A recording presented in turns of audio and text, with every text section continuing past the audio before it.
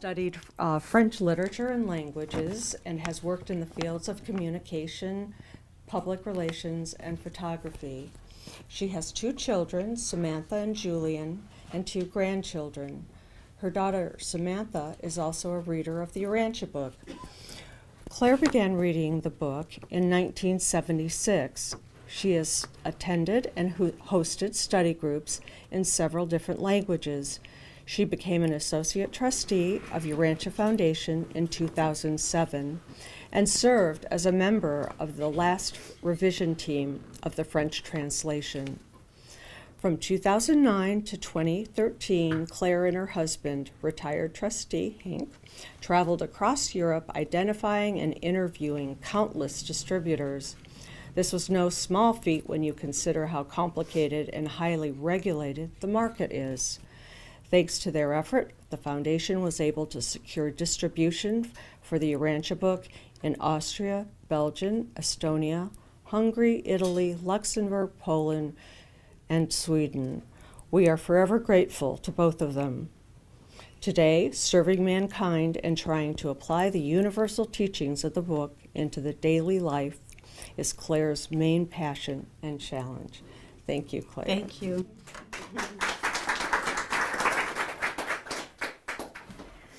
So I'm going to talk about Europe, but not all of Europe. I'm going to talk about the European Union of 28 states.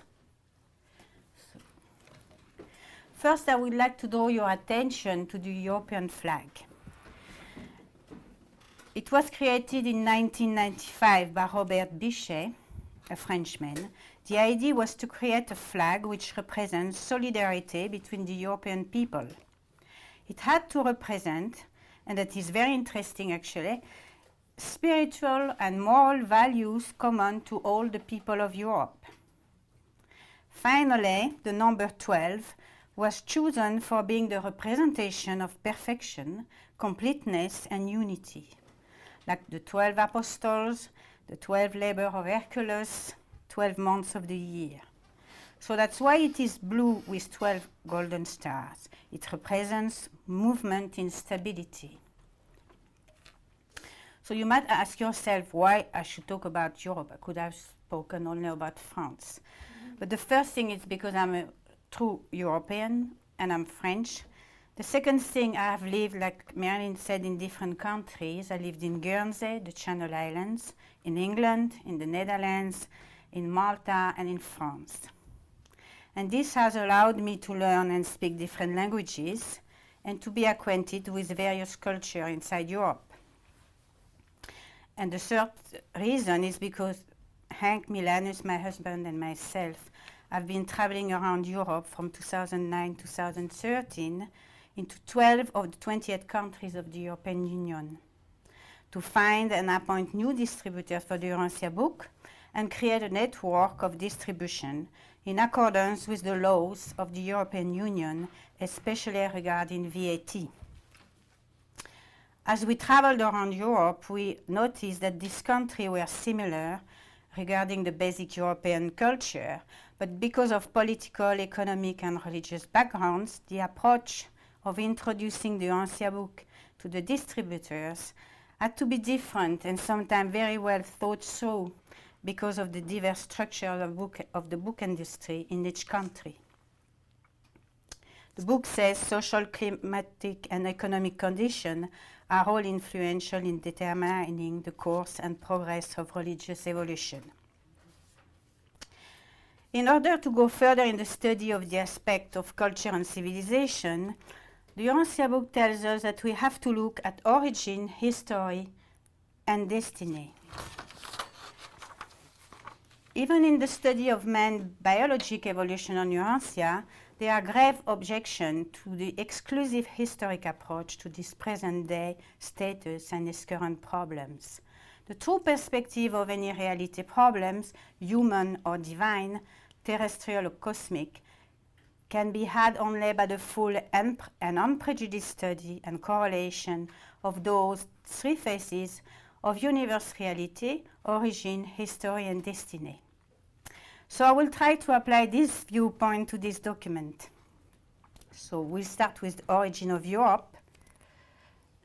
Europe started with the civilization of the Celt, but there are not much left of their civilization because they had no written records. But they have been occupying most of the Western Europe, from Hungary, Poland, Switzerland, Italy, Portugal, Spain, France, like in Brittany where I live, and all the way to England. And Ireland is being the longest Celtic culture until today. Their empire started from 800 BC, and they had an Indo-European language. They believed in the immortality of the soul and life after death, and they had a trinity, which is quite interesting. But Europe is not a new concept. The Greek brought civilization and technology. Their heritage is mathematics, like the Archimedes screw to lift solid or liquid substances from a lower plane to a higher elevation. They brought astronomy, the astrolabe, an instrument to calculate the altitude of objects. They brought medicine, cartography, lighthouses, arch bridges, the spiral staircase, showers, agriculture technology, and street. They brought the most important, they brought democracy, philosophy, arts, like sculpture, music, theater, etc. They also created the Olympic Games in the 8th century BC till the 4th century BC. And it was reintroduced in 1894 by Pierre de Coubertin. Their golden age was the 5th century BC. They had a great sense of beauty, and their culture, like you can see over there, enhanced the human body. The second people who had influence on Europe were the Romans. They unified the different populations, they created an empire. They built many roads and developed commerce. They unified the whole Western and Eastern Europe. You can see over there the roads they made in all Europe, and that is the rest of the Appian Way in Rome.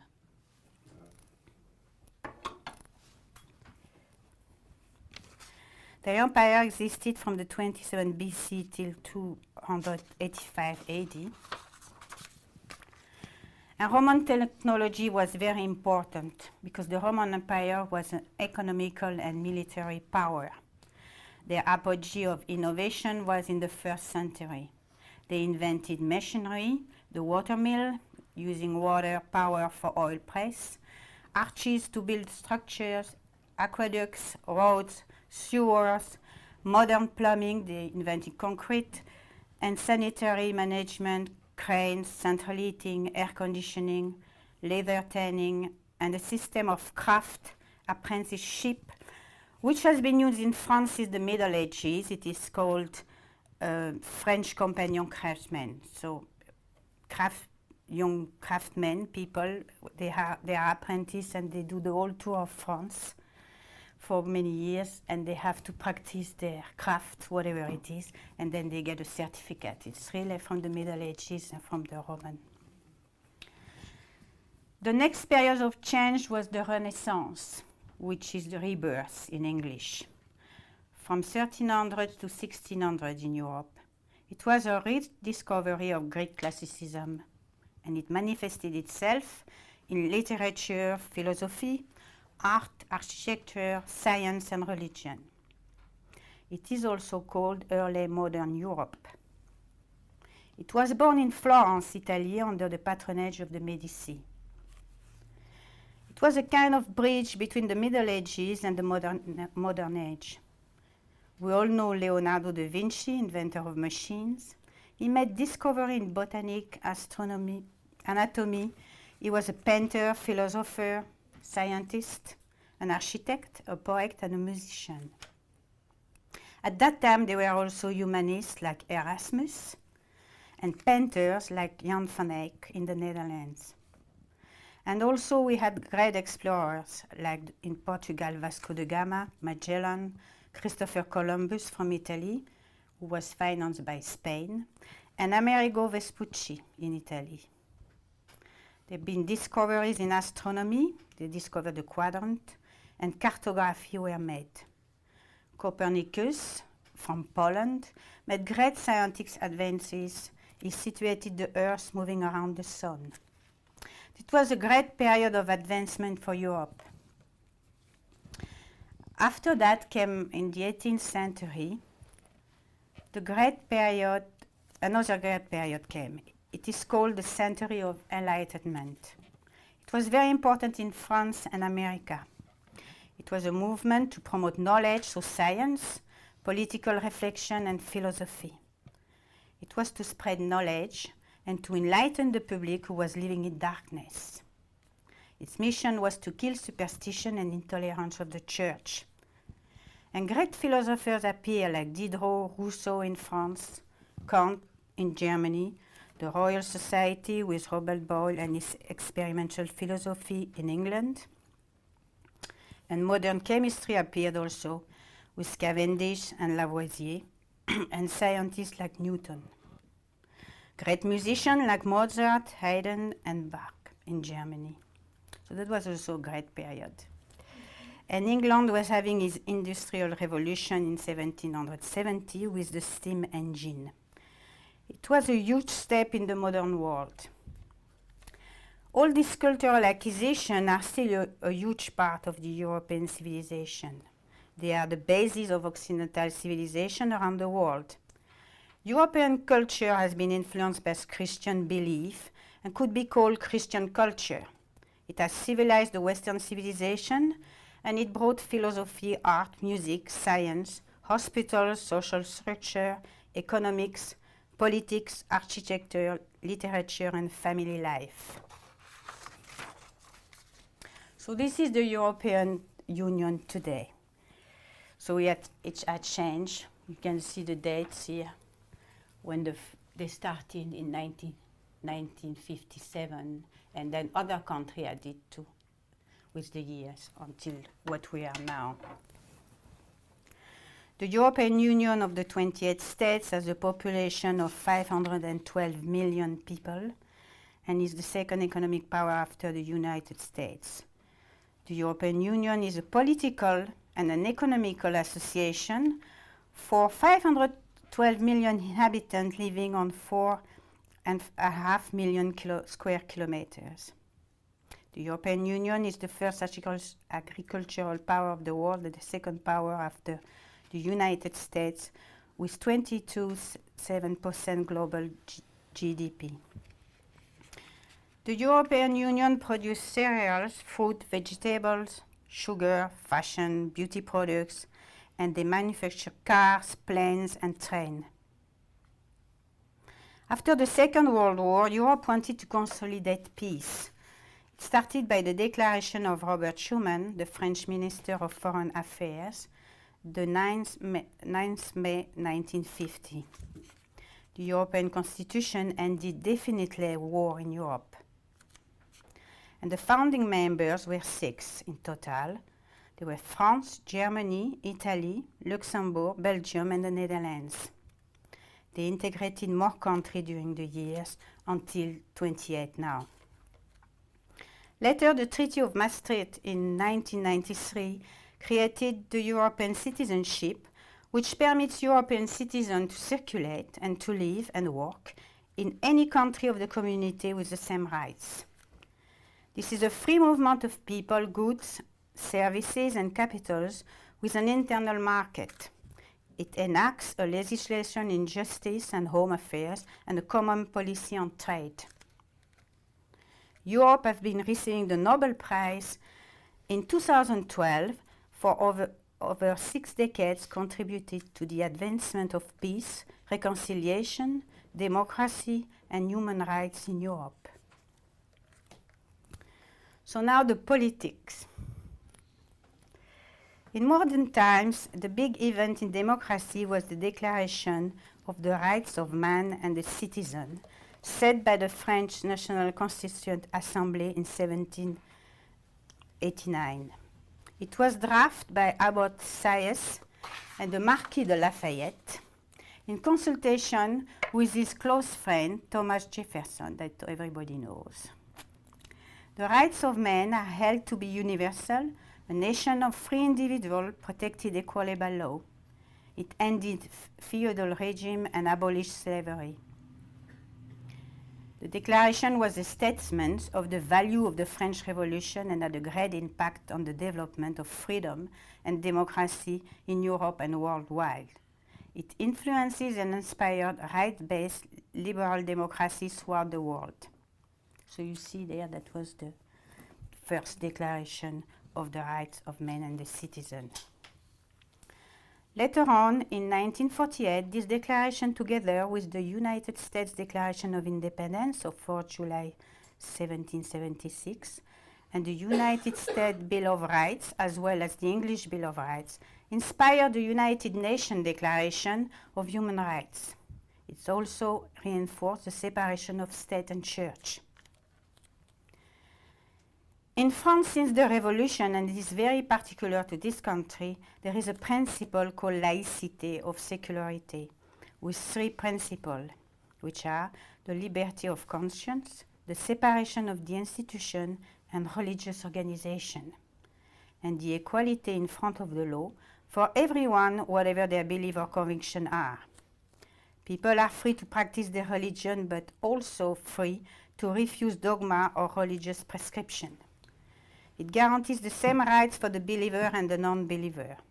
They are free to wear their religious items, except when functioning as civil servants or in school or universities.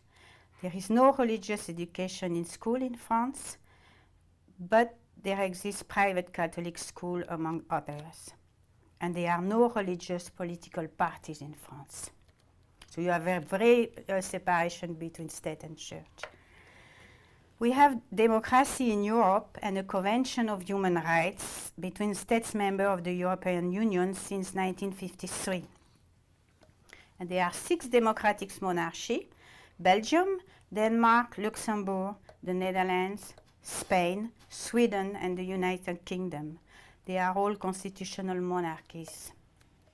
And we have republics, like in Austria, Bulgaria, Croatia, Cyprus, Estonia, France, Germany, Greece, Hungary, Italy, Ireland, Latvia, Lithuania, Malta, Poland, Portugal, Romania, Slovakia, Slovenia, and the Czech Republic. Freedom of speech, freedom of religion, and freedom of the woman is part of the European Union. Democracy is good, but not perfect, and it seems today that the freedom of the individual overtakes the liberty and the responsibility of the citizen, which was the first Constitution declaration. They were both the human rights of man and the citizen, which are a bit different. But it's still the best we have. Education. The education system started early in Europe. About the 11th century, the first university appeared. You can see here that is one of the first medieval university. And then very old university in Europe, like in Oxford and in Spain.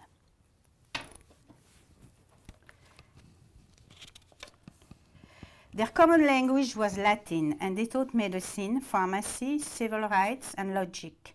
Like, for example, in Salerno, Italy, and in the 12th century in Paris, in the Quartier Latin, or in Oxford, England.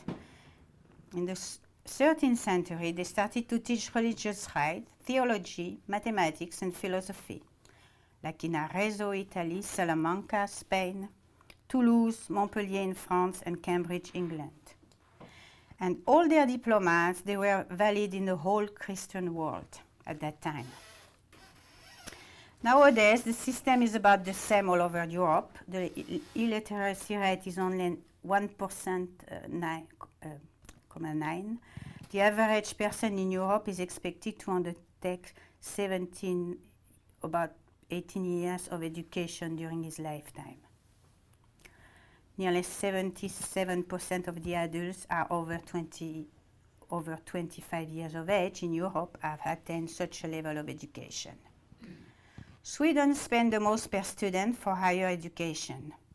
And most prestigious universities of the world are situated in Europe, like in Cambridge, Oxford, Karolinska in Sweden, EPLF Lausanne in Switzerland, and La Sorbonne in Paris, France. The European Union gives opportunity to EU citizens to live, study and work in the 28 member countries. They have a program called Erasmus.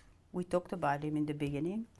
An exchange student program which permits to go into another European country to study.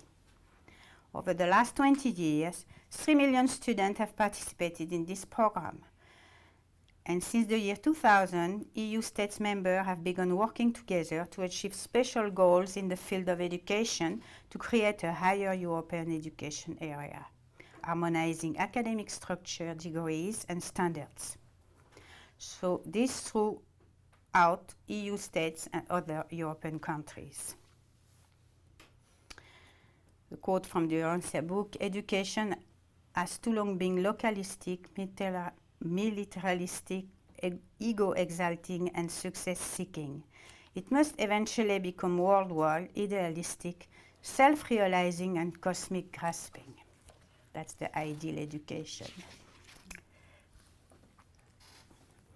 Now, family life. Well, family life is very important in Europe. In countries more Catholic like Spain, Italy, Ireland, and Portugal, and Orthodox countries, the family life has a more traditional model.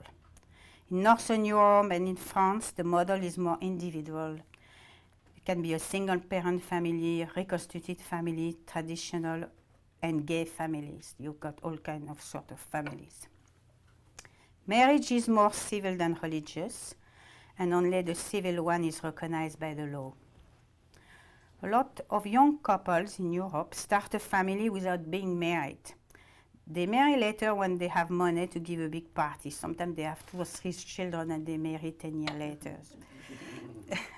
France is the champion of births without marriage, and it was 60% of the modern couple in 2016. Like I said, they marry later. Most of the European women are working, and more than 65% in the European Union. A third of them are working part-time. Family is the first most important thing for 85% of the people of all the European countries before work, leisure, religion, and politics. Well, language spoken. The common language spoken between all these countries has become English. It took slowly the place of the French, which was spoken and written before by most of the educated people and the aristocracy all over Europe. In 25 European royal court, they were speaking French, and it was the diplomatic language. It had changed after the French Revolution because the aristocracy disappeared. So the Netherlands is the #1 country where the most people speak English, followed by Sweden, Denmark, and Norway. The best multilingual speaking countries are Luxembourg, with 3 languages compulsory, French, German, and Luxembourg. Then comes the Netherlands and Switzerland, with 2 languages compulsory. Now we talk about art. There has been so much art in Europe since antiquity until now that it will take me 2 months to talk about it. So I just took some art which everybody knows. But we have painting, sculpture, cinema, dance, theater, music, musical, handicraft, tapestry, gastronomy, winemaking, art of the home, jewelry making, perfume making, and 1,000 of writers, poets since the antiquity.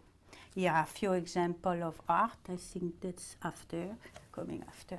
You have the Lascaux Grotto in France, prehistoric. And you have the Sixtine Chapel. It is the Mermaid in Denmark. It is Klimt in Austria, Bridge of London, the Pyramid of the Louvre, and the Louvre in Paris. I think this is Monet, this is Van Gogh, this is Rodin, the thinker, and his name, I have to look quickly. This is Turner. So that was to give a bit kind of European view of art.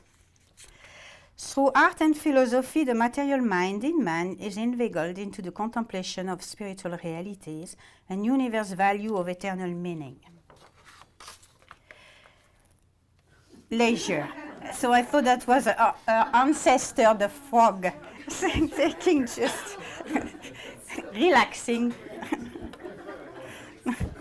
Relaxing before being eaten. Yeah. Well. So anyway, use of leisure. European people use their time or vacation because they have 5 weeks of holiday a year, which can go up to 7 weeks depending on the type of industry you're working in with their family.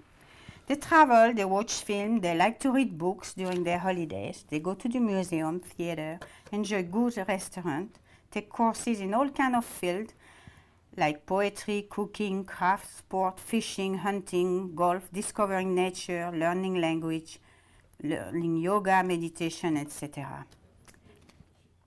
I just had the survey I heard on the television 1 month ago. They had the survey in France, how many people are reading books. And it was quite surprising because they said that still, even if they have all devices, they can read on their iPad or whatever, on the computer, 85% of the French people are still reading books and like to have books. That's why you have bookshops everywhere in France and they're still there.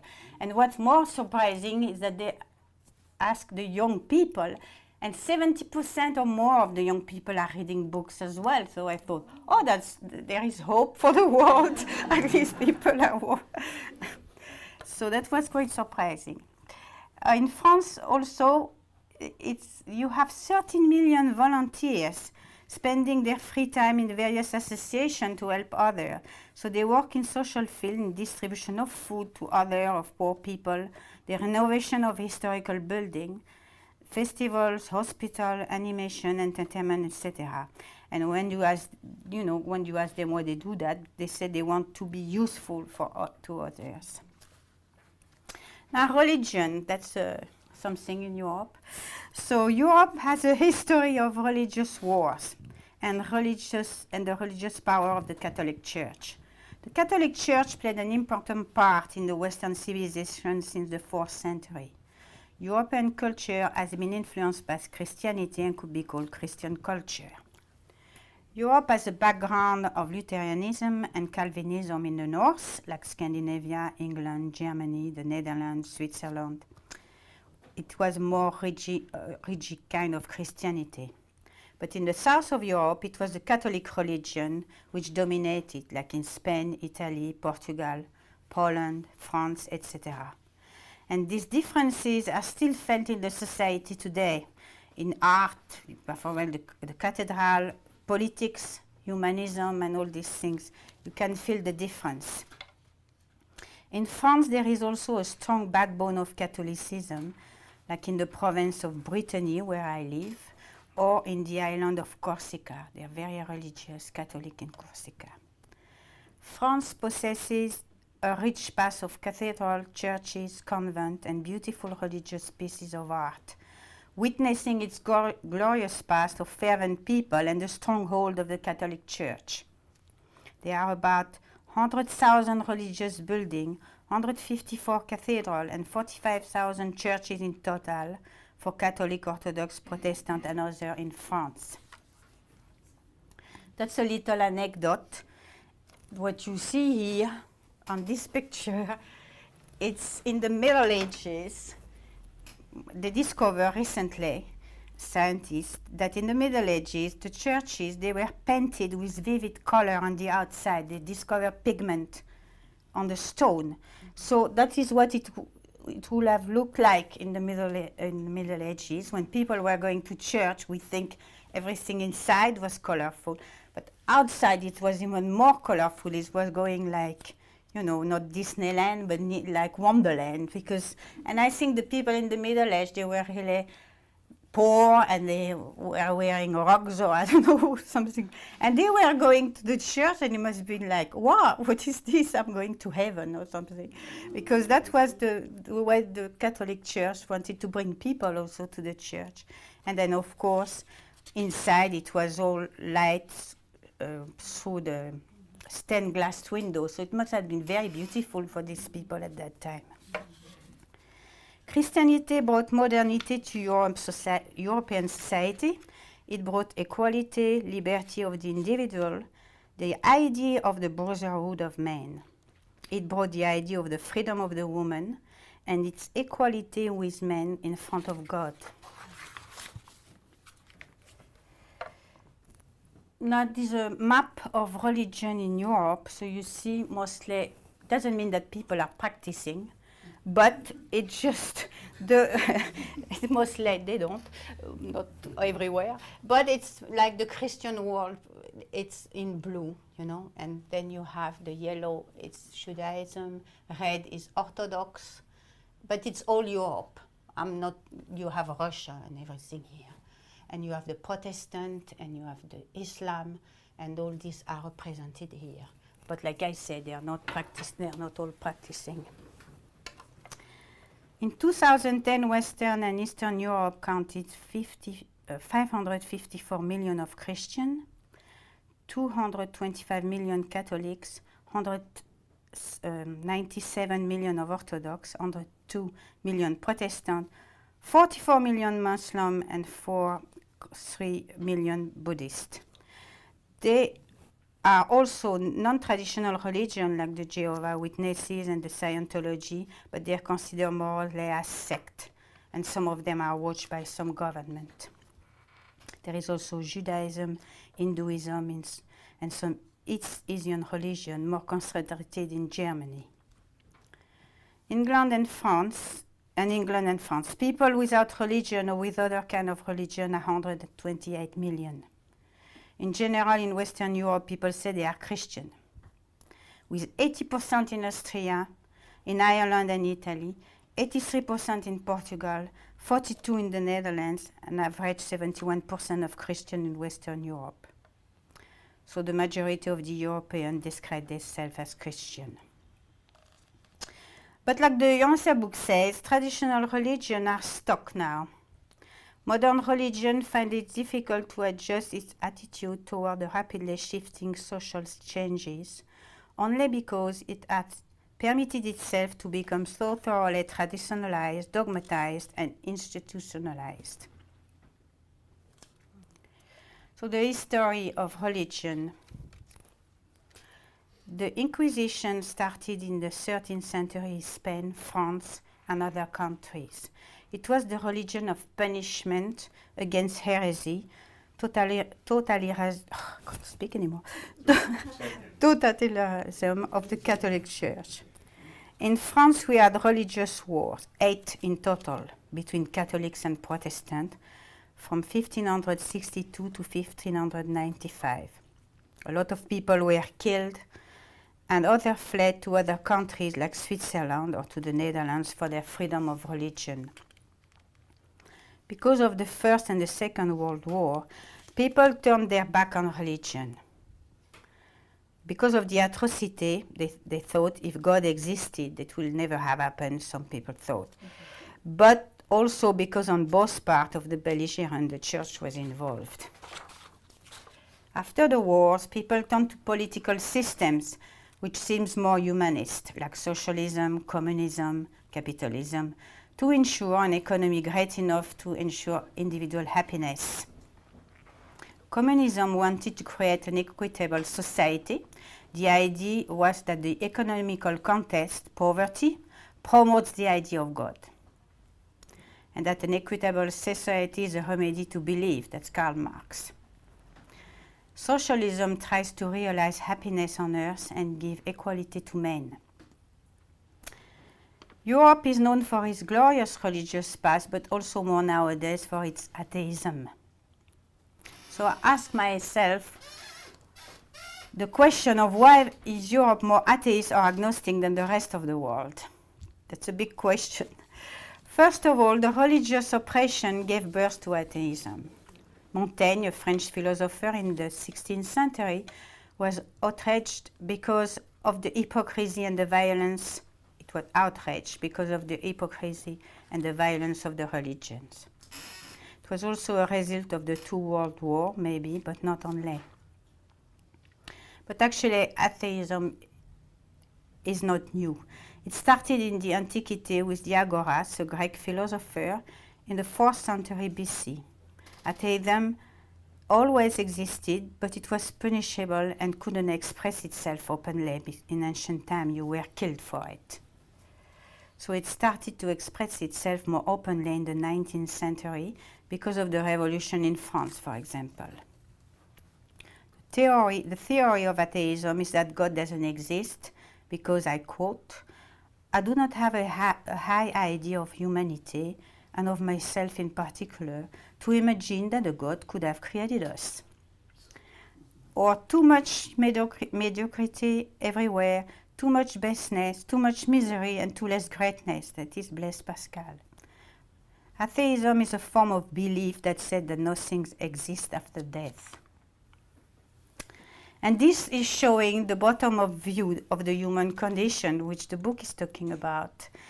If there is no survival of eternal value in the evolving soul of man, then mortal existence is without meaning, and life itself is a tragic illusion, which is exactly. The people of these following countries said they are atheist or not religious. 76% in Sweden, 75% in the Czech Republic, 66% in the Netherlands and in the United Kingdom, 59% in Germany, 55% in Spain, 53% in France, and 52% in Denmark. So you see it's a high percentage. According to the record of a survey of the Pew Research Center in 2012, the religious, unaffiliated, atheist, and agnostic consists of approximately 19% of the European population. But in the Czech Republic, it's 76%. In Estonia, 60%. In the Netherlands, in 2015, the irreligious majority was 68%. In an international survey with Gallup, there are 32% of agnostic in Europe. Protagoras was the first to have such an attitude. For what are the gods? I cannot know if they are or if they are not. Many things prevent me to know it. First, the lack of indication about it and the short duration of life. Just have a bit of water.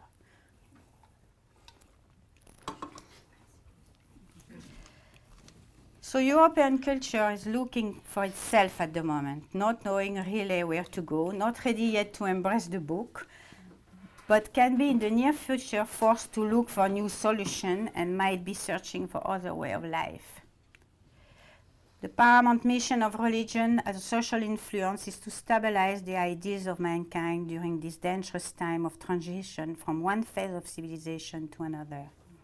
That's where we are now. And unless the moral insight and the spiritual attainment of mankind are proportionally augmented, the unlimited advancement of a purely materialistic culture may eventually become a menace to civilization. Culture can be uplifted by philosophy. People are looking for values, maybe not yet looking for religion, at least not for the old ways of religion. So we come now, I had origin, history, and destiny. So what is the destiny? Well, I don't know yet, but I try to think about it. In Europe, what's left from the teaching of Christianity? That's important. Equality, freedom of the individual, fraternity of man, separation of the spiritual and the material. People are still attached to morality. They are attached to individual value, family values, and the importance of philosophy. Even humanism had its roots in Christianity. Religion exists, but it becomes more and more personal. People do not recognize themselves in the institutional religion with dogmas. Individuals search through philosophy, science, history, and values. And in Europe, where philosophy is still taught in high school, like in France, Finland, and Portugal, there is hope. England and Germany give courses in religion. The book talking about philosophy says, the domains of philosophy and art intervene between the religious and the non-religious activity of the human self. In the ideal state, education continues through life, and philosophy sometimes becomes the chief pursuit of its citizens. Religious training, which is deemed to be the exclusive privilege of parents, religions being looked as an integral part of the home life. That is in the world getting in light and life. So I thought, oh, that is give us hope that it's personal and it be taught at home.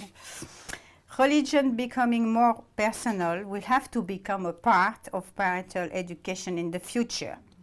And this gives hopes for the Urantia Book to be accepted by the individual, because every human being possesses a thought adjuster, the gift of the Father to each one of us.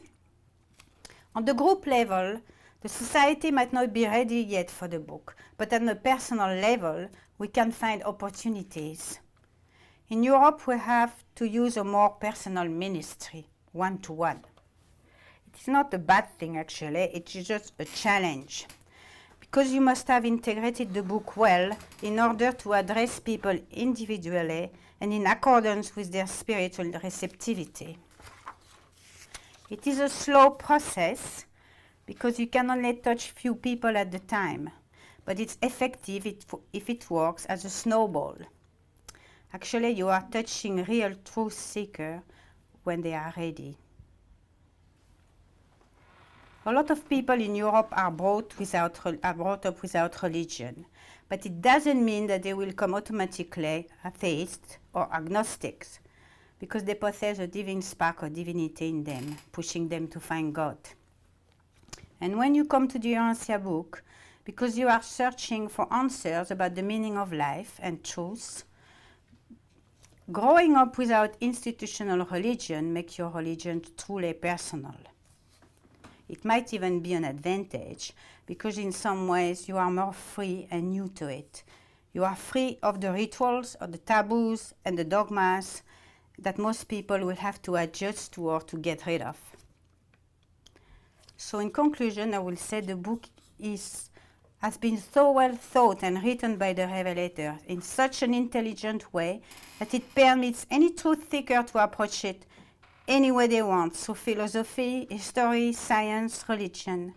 And when people discover the Urantia Book through the section of history, science, or philosophy, and when they are stunned by the truth of the book, they will finally discover a kind of God totally different from the one they refused. And they might be touched in their heart and discover truth, beauty, and goodness. But I'm not finished. Just one more section.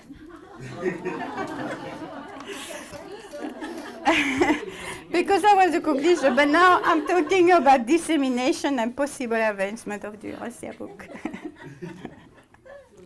It seemed like the end, but it wasn't.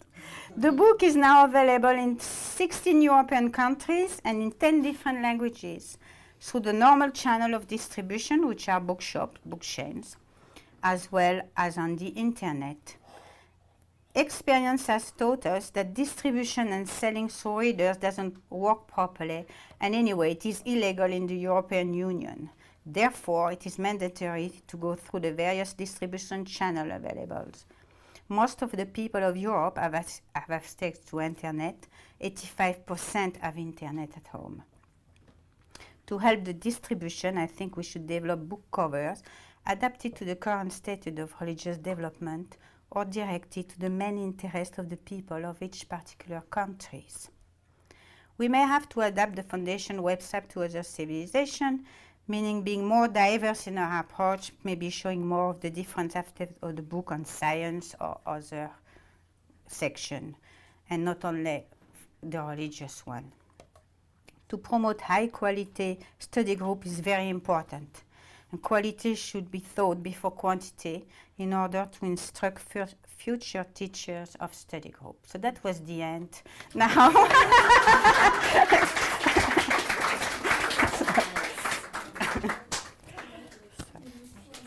oh, no, I'm sorry, yeah, of course. I'm going away, but I still have to stay there. I'm stopping to share.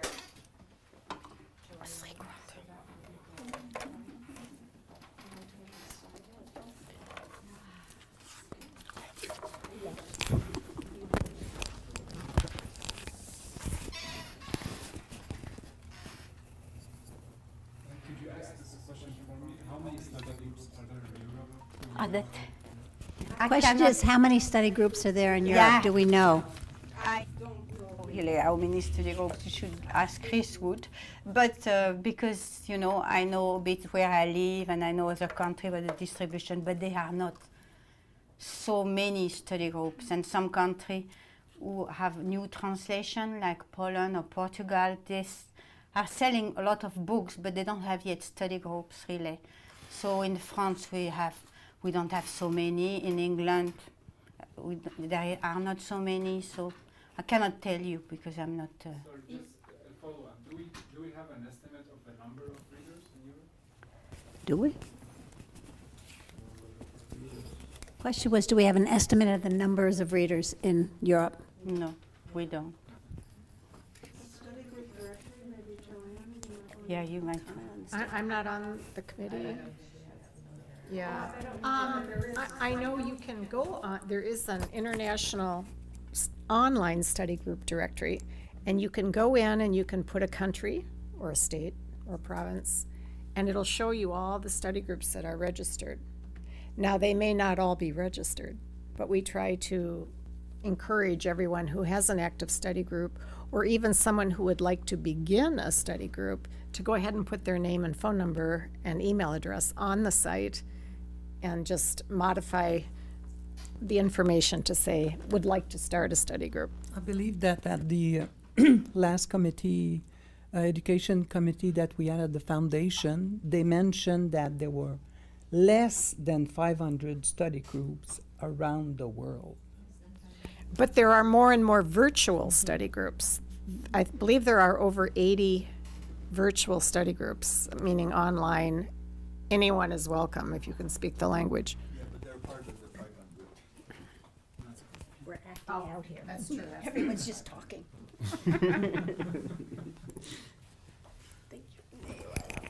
Sorry.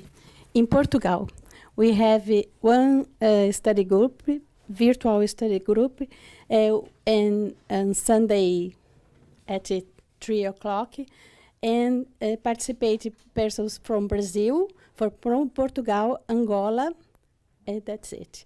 Around 15 persons, I think. Okay.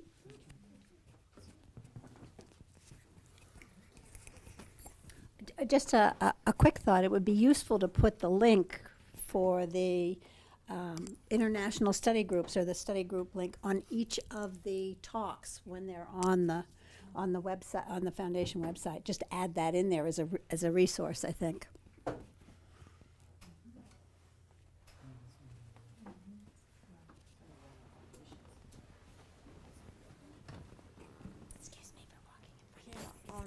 I was just going to ask if we could maybe go over to Hank. He's here right now. Would you mind? Okay, and tell us a little bit about distribution in Europe. in Europe. That would be great. Thank you. Okay. I'm sorry. That's difficult. You have to this one. Yep. Like that? Can you hear me? Yes.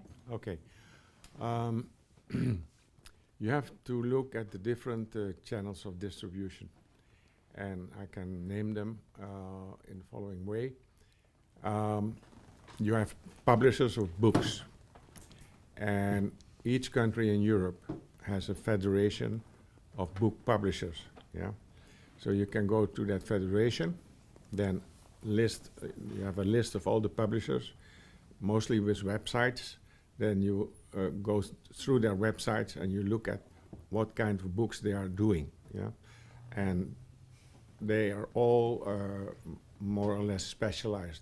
So you have publishers for children books, and you have publishers for games, and you have publishers for fiction or non-fiction, but you also have publishers who concentrate on religion, philosophy, morals, ethics, and all that kind of stuff.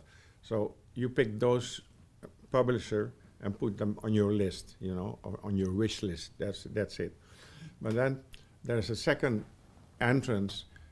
In each country, there is also a federation of bookshop owners, yeah, or book chains of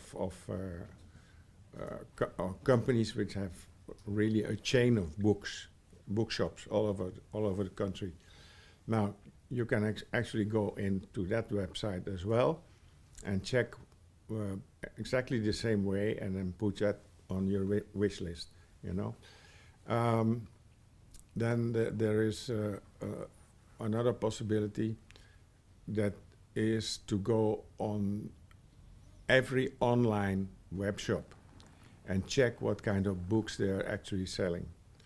And then the next problem is to get a distributor, you know, because the online web shops use distributors.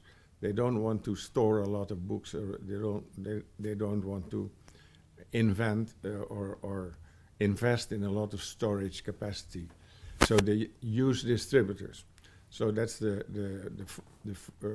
another line which you can do, is you go into the internet and you look for book distributors or distributors of books, and then you go to independent book distributors, you know, and so you find lists of distributors. So you put them on your wish list as well, and then you go through their website. You see if they are conform to the profile which you have for yourself.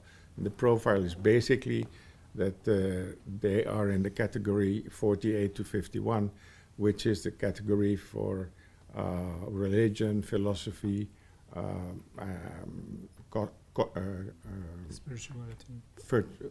spirituality, that's the word, yes. Now, if you have done all that work, you have a whole list, and then what you do is you take the car, and, well, there's one thing in between, which is the most difficult thing of all. In a big distributor or a big publisher, there's always one guy who is the boss, and that's the buyer. Yeah. Now, if you can find the buyer, you know, his name, so then the next thing you do is you're not going to send him an email asking for an interview, because it's no. You're not going to call him, you know, on the network, because he will break off the conversation. The only thing which we did is we just walked into their office and said, "We'd like to see Mr. Bauer today." And I said, "Well, do you have an appointment?" No, but it's very important." And so then the girl at the desk called Mr. Bauer, and then Mr. Bauer came out, and then we said, "Well, we have one important thing to do. It takes 10 minutes, but you earn a lot of money with it." And they were always interested, always. And so this is the way we did it. What we found out is that you have to actually go by car in a particular country. You have to visit all the co-publishers, you know, which you find, all the distributors which you find, the online companies, and all the well, those are the three most important groups. And then you walk into their office, you really nail them down immediately. You don't talk about the content of the book. If they ask you who wrote it, then turn around and go away, because you will never get a contract there. And so if I now specify in Europe, then you see that the picture is very different, right? For instance, in Germany, Austria, and Switzerland, we have a co-publisher arrangement. Now, what does that mean? There is a publisher who has about 400 books. It's not too big. It's an esoteric publisher, so they are interested in spirituality or Hinduism or Buddhism or Catholicism or Protestantism or whatever. Mm-hmm. But they have a small number of books, you know, not 10,000 or anything like that, 400. And then you ask them if they are interested to take the Urantia book into their system. So that basically what you're doing is you're piggybacking, you know, in their distribution system. Because, for instance, the co-publisher which we have in Germany, with whom we have a contract, has contracts with 3,000 bookstores. yeah? And so you use their distribution system, their warehouse and their distribution system, their trucks, their deliveries, their vans, everything. You use them from them and you pay them for that. So you set the price at a pretty high level. This is what I'm doing in Europe. Our price, for instance, in Germany is 40 euro. And 40 euro is $50. That's a lot of money. We gave very high percentage to the distributor to keep him happy. But even with the very high percentage, we also have another percentage, which is for us. And mostly we work at the profitable level for the foundation. So that's a co-publisher arrangement. We have that in Germany, Austria, Switzerland. We have it in Hungary. We have it in Estonia. And that's it, as far as I'm concerned. Now, then let's go to the distributors. We found out in our search that there was a national distributor in Sweden. So that's a distributor who takes books from the whole world. They have maybe a catalog of 10,000 or so. They have a huge warehouse, but they have a fantastic logistics system. And so you walk into their office and you say, well, here is the Urantia book, this is the price, this is the contribution, so it's a nice commercial operation for you. Let us make a contract. So in Sweden that took 1 day and was no problem. The same thing happened in Portugal, 1 day, no problem. The same thing in Spain, that's a national distributor, no problem. What is the advantage of those big distributors? Now, even in Portugal, it's very important. In Portugal, you have 21 FNAC stores. Now, FNAC is a chain, yeah? But they are in books and computers. So they are in, let's say, in education materials, yeah? And they don't sell shoes or whatever, okay. So if you have a FNAC store, everybody who wants to buy a book, goes to a FNAC store in Portugal. There are also 52, it's a book chain called Bertrand. So the distributor which we found in Portugal had access to all those bookstores. So all the 21 FNAC stores and the 52 Bertrand stores. So Portugal, all of Portugal was covered. And this is not criticism, but it's just to show you what happened. In the past, there was somebody in Portugal who was very enthusiastic about book, and he did it all by himself, book for book for book. And I think in 10 years' time, he sold 50 books. Now, when we started with our national distributor in Portugal, we reached, I think, 3,000 books in 4 years. So that's a big coverage, really. And the same system is working also in Spain, because Spain has also a catalog of 10,000 books, but they have contracts with Amazon Española, which is very important. So you have an online big outfit, and they have the contract with I think it's about 47 or 48 FNAC stores. And they have also a contract with Casa del Libre, which is the largest group in Spain. So that is basically what I can tell you. So we have found them the way I just described, and just by walking into them and saying, "Here's a proposition which you cannot turn down." And well, most of the time it goes well. Sometimes it doesn't. In the 10 years that we have been now doing this, we had 1 bankruptcy. That was all. And the bankruptcy was not so bad because the amount of money we lost was less than the amount of money which we earned before.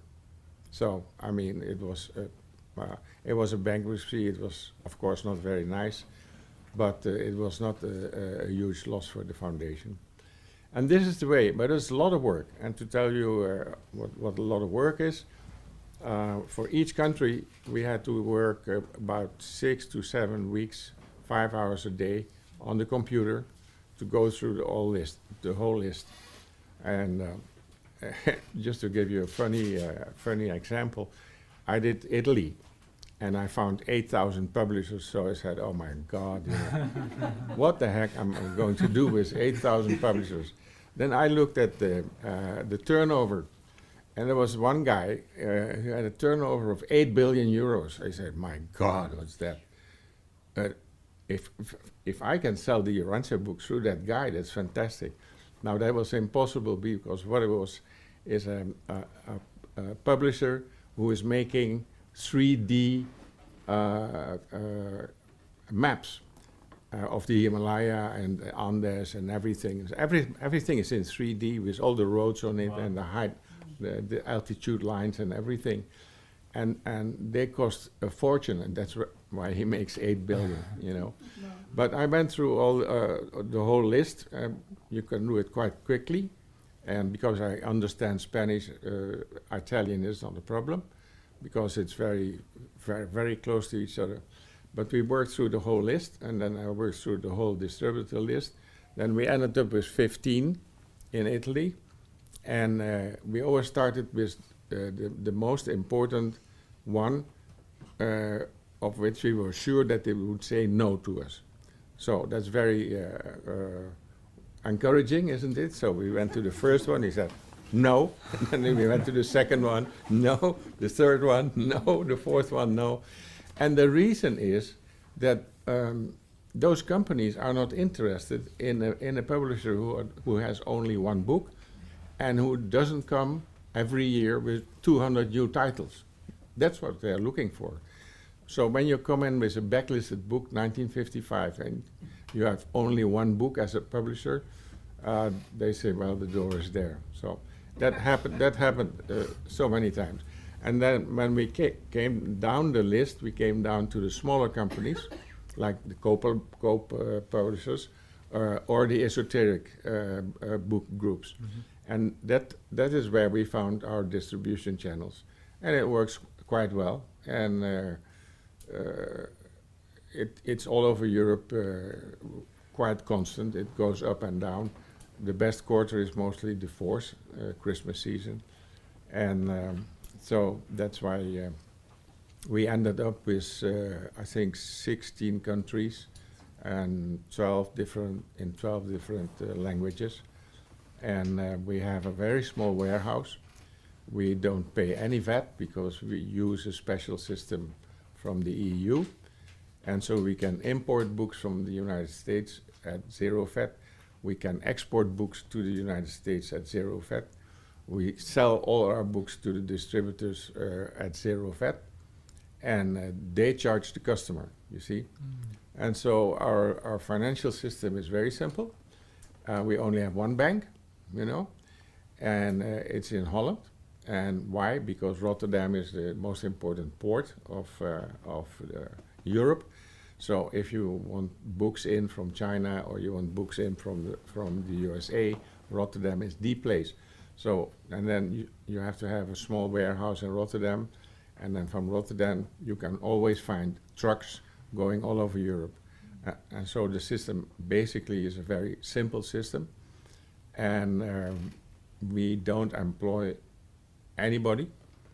We are doing this as a work of love, and it cost us.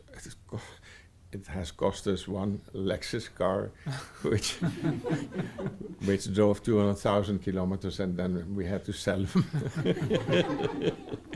So, but that was the total cost to us, and it is really fun the way we did it, because we know all the people, and Claire knows them as well, and I call them always, you know.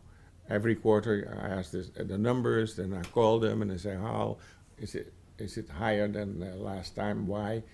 Is it all over, or is it just the Urantia book? And so you have a very, very good relationship with these guys, and they do good things for you. You know, just to give you one example, In Germany, you have Amazon, Deutschland, and they have the Urantia Book, yeah, on the website.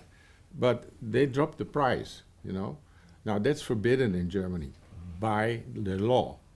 So I called the co-distributor and the lady which I talked to.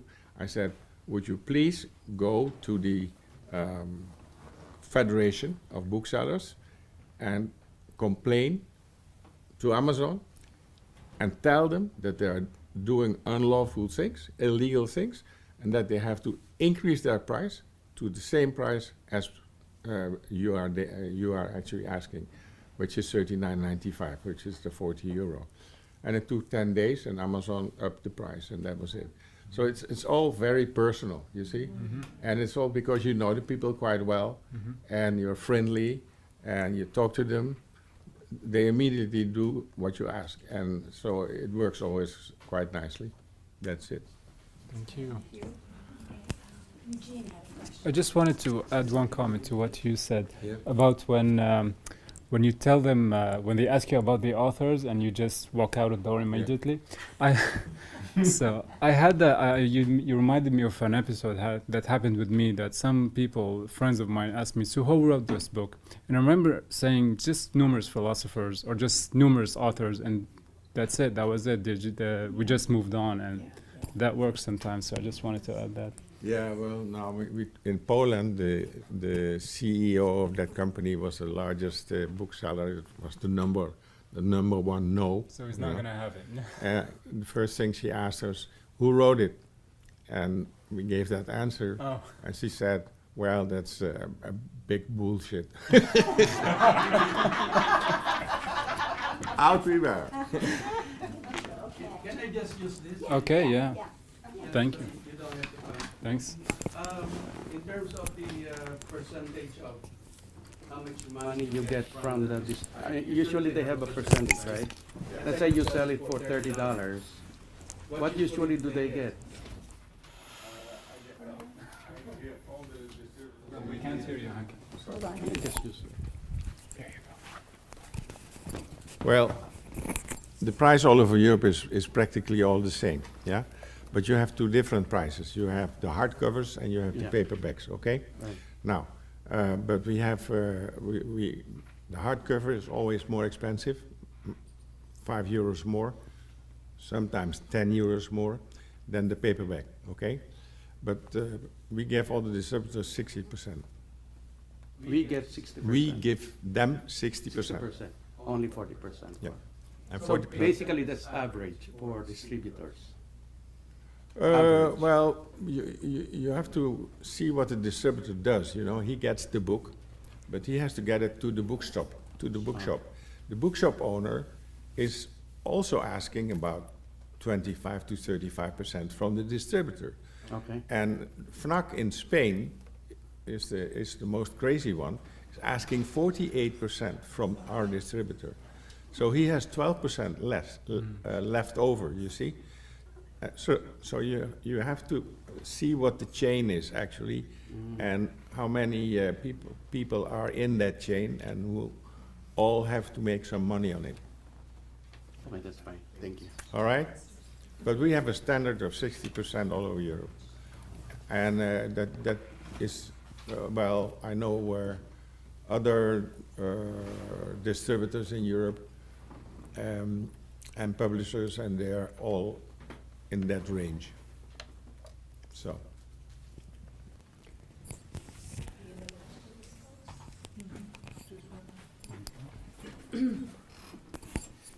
Thank you, Claire, for your presentation. Coming back to UB readers, say in France, right? Are there quite a bit of readers? And how would you envision, or do you envision something to make it as a larger group of students of the Revelation? Well, you have different part of France with different readers. In the south, we in Brittany, we have a study group, and we have young people. Well, young people, they're not that young, they're about 40, age of Samantha, but it's young, middle age. So. But anyway, we have these people, and we're trying to give them good basis in study groups so that they can become teachers, all of them. And it's not easy to imagine, you know, we have the French Association has made book fairs, you have all these kind of things, you have distribution through internet, you have everything to get the book if you look for it. But of course, because in France especially, it's very difficult to talk about religion. The best way, like I say, it's one-to-one approach. So my way of doing things is like, I'm not talking about the book, but every person I meet, I think that's a unique person. I can have a conversation, whatever it is, whatever their interest is. I just talk to them, and I will try to see what their interests are, be friendly, and then try. Sometimes when you listen to people and you to their problems or their life, you can give ideas, but they are, because you read the book and you carry it with you inside, you can give another perception and another way of seeing things with your answer and with your way of being. Friendly, loving people. I think that's the best way to reach people. If they want to know more, they will ask, why are you like this? Why are you always happy? Or even if, and then you can, but I think the human response is very important. First approach is to treat people the way you would like to be treated, and as a unique person, and maybe, and have discussion with them. That's how I do. But I'm not talking about the book. I'm talking about life, and see what's happened. But you know, you cannot have really advertising everywhere because it doesn't work. You really have to work on the personal level. So we have a student, and we know that one of them they have children. You know, it's like a snowball, like I said, that you have this unit. And then they will talk to their friends, and then they'll bring some more people. But it's working like this. You can't, I mean, from my experience, there is not another way I can think of in the context of secularism where you are. And the book is available everywhere. And the French translation has been since 1962 on the market. So, you know, if you want to read it, you'll find it. I just would like to add something because I've lived in Europe for 23 years. That's okay. I think that the reality of Europe, generally speaking, is really this secularism because of the history that Europe has experienced all over these years. And when I saw the percentage of people that are saying they are not religious, like I was shocked, like it's Sweden 73%, but in Switzerland it's also like that. People don't like to be affiliated, or they don't say they're religious, they're spiritual. And sometimes when they ask me, are you religious? My answer was always, it depends what is your concept of being religious. Because if you think of religion as a personal experience, I am religious. If not, if you think I'm affiliated to some kind of church or ritual, I'm not. So I think that what you said, Claire, is very important, because I think that the process that Europe is going through at the moment is really from one extremism to another. They were really oppressed by the majority, but the church, but the Christian church, and they liberate themselves of that. They have been gone. In my experience, they have to really experience the other extreme of really not affiliation and no religious at all, but they are really searching for something more profound, and that's through spirituality.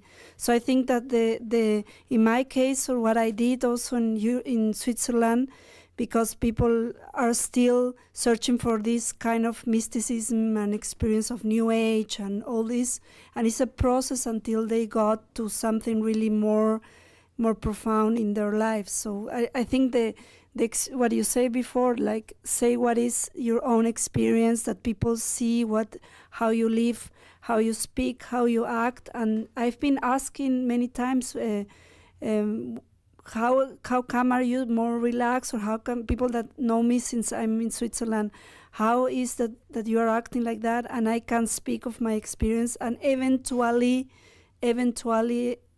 a little bit, or I come to talk about the book. But I think that's not the essential at the moment, right? But I think people recognize value. So one time I was talking with somebody who said, I'm a convinced atheist and I don't believe in anything, but she had children and we talked about life. And then I said, and then I told her at a certain moment, I don't know, it came into a conversation, that, you know, the meaning of this life, to me, I said, is that you have to develop your higher person inside. I didn't talk about God or spirit, anything, because they don't like to hear that. And I said, it has to go with truth, beauty, and goodness. And everybody recognizes beauty in their life, or goodness. And I talk about family value and all what they do for their children, which are valuable things. And then they say, when you talk like this to them, they say, oh yeah, that's true, that's very important. You just plant a seed. It doesn't mean they're gonna, you know, but you plant little seeds like this, and they recognize what you say, which the book, the Urantia Book. But then they can, you know, agree with these kind of things, because that's what they're using in their life, values, the love of the children, education, you know, all these things. And you can touch them like this, and maybe later you can talk about other things. But you're just planting little seeds with people and see what happens. Claire, thank you so very much. You're welcome.